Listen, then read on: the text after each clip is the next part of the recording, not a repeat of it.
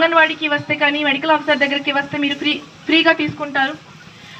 అదేవిధంగా పిల్లలు అయిన తర్వాత కూడా మీరు 6 నెలల కనీసం 6 నెలల అంటున్నా, ఎందుకంటే 1 సంవత్సరం వయసు వరకు మీరు తప్పకుండా పిల్లలకి తల్లి పాలు ఇవ్వాల్సిందే. దాంట్లో మొదటి 6 నెలల ఓన్లీ తల్లి పాలు మాత్రమే ఇవ్వాల్సిందే. నీళ్ళు కూడా ఇవ్వకూడదు, ఓకే, తేనె కూడా ఇవ్వకూడదు, బెల్లం కూడా ఇవ్వకూడదు, ఏది ఇవ్వకూడదు, ఓన్లీ తల్లి పాలు ఇవ్వాల్సిందే. పాలు ఎక్కడి నుంచి తయారవుతుంది? బ్లడ్ నుంచి. Very good. బ్లడ్ నుంచి, రక్తం నుంచి తయారవుతుంది. కాబట్టి రక్తంలో ఒకవేళ పోషకాహారం ఏమి లేకుండా ఉంటే మీ తల్లి ఇచ్చిన తల్లి పాలు కూడా వేస్ట్.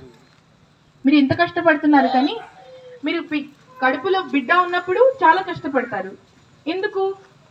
బిడ్డ బాగానే ఉండాలి, ఆరోగ్యంగా ఉండాలని అనుకొని అది వాంతి వచ్చిన ఐరన్ టాబ్లెట్ మింగేస్తున్నారు. పిల్లలు బయటకి వచ్చినాక ఏమనుకుంటారు?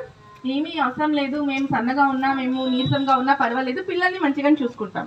ఎట్లా చూసుకుంటారు? మీకు రక్తహీనత ఉన్నప్పుడు మీరు పాలు ఇచ్చినా కూడా ఈ పాలు నీళ్ళు లాగానే, ఏమి లాభం ఉండదు. కాబట్టి పిల్లలు పుట్టిన తర్వాత కూడా 6 నెలల తప్పకుండా ఐరన్ క్యాల్షియం టాబ్లెట్స్ తీసుకుంటూ ఉండాలి. అర్థమైందా? దాంట్లో ఏ రకంగా కూడా నిర్లక్ష్యం చేయకూడదు. ఇంకా రెండో విషయం ఏంటంటే ఆరోగ్య మహిళా క్లినిక్ ఉంటుంది. ఇక్కడ అంతకన్నా దగ్గర ఏముంటుంది? చిగురు మామిడిలో ఉంటుంది. సో ఎంతమంది వెళ్ళారు ఆరోగ్య మహిళా క్లినిక్? అమ్మ చెప్పండి, మీకు చాలా తెలుసు, చెప్పండి. ఏ వారంలో, అంటే వారంలో ఏ రోజు వెళ్ళారు? ఫ్రైడే రోజు. 72 మంది వెళ్ళారు. ఓకే.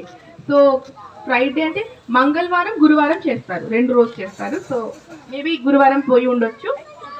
కానీ అందరికీ ఆరోగ్య మహిళా క్లినిక్ ఉంటుంది. సో అక్కడ చేసిన సుమారు ఒక 50 రకాల టెస్టులు చేయగలుగుతారు. బ్లడ్ టెస్ట్, అన్ని టెస్ట్